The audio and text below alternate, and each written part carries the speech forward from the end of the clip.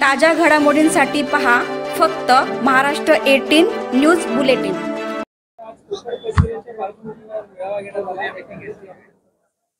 या ठिकाणी महाविकास आघाडीच्या उमेदवारीचा निर्णय अगदी निवडणुकीच्या अंतिम टप्प्यामध्ये जाहीर करण्यात आला आणि काँग्रेसचे पदाधिकारी असलेले रमेश कीर यांना महाविकास आघाडीच्या वतीनं कोकण पदवीधर मतदारसंघाची उमेदवारी देण्यात आली।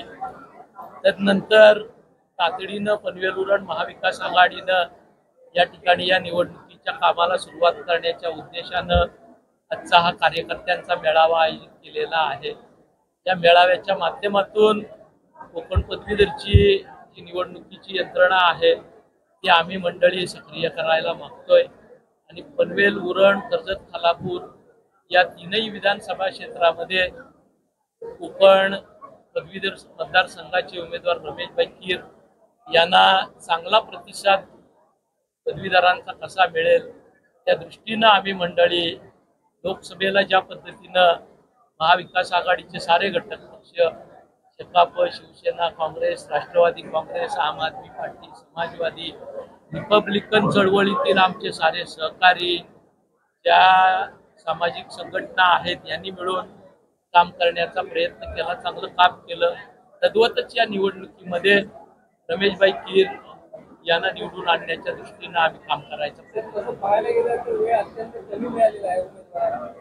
निरंजन डावखरे हे सिटिंगचा आमदार आहेत, त्यांचा जनसंपर्क आहे, तर ही त्यांची त्यांना भेट देण्यासाठी महाविकास आघाडीला कितपत यश मिळालं? निश्चितपणानं निरंजन डावखरे 2 वेळ सातत्यानं या मतदारसंघाचं प्रतिनिधित्व करतायत, पण राज्यामध्ये जे एकंदर वातावरण महाविकास आघाडीला पोषक असं झालेलं आहे त्याचा फायदा उठवण्याचा आम्ही मंडळी प्रयत्न करणार आहोत। शिवसेनेचे किशोरभाई जैन यांनी अतिशय चांगल्या पद्धतीने या निवडणुकीची नोंदणी असेल, तयारी असेल केलेली होती। त्यांनी फॉर्मही शिवसेनेच्या माध्यमातून भरलेला होता। स्वतः रमेश कीर साहेबांनी अतिशय चांगल्या पद्धतीने नोंदणी केलेली आहे। राष्ट्रवादीचे अमित सरैया यांनी ठाणा पालघरमध्ये अतिशय चांगली नोंदणी केलेली आहे। या साऱ्यांना एकत्र करून त्याचा परिणाम निवडणुकीमध्ये चांगल्या पद्धतीने दिसेल हा आमचा प्रयत्न आहे। निरंजन डावखरे साहेबांची स्वतः चांगल्या पद्धतीची नोंदणी आहे, अतिशय प्रचंड अशी यंत्रणा त्यांच्यापाशी आहे। संप्रतच्या लोकसभेच्या निवडणुकीमध्ये या कोकण प्रांतामध्ये जे यश भाजप आणि त्यांच्या मित्रपक्षांना मिळालेला आहे त्याचाही फायदा त्यांना होणार आहे।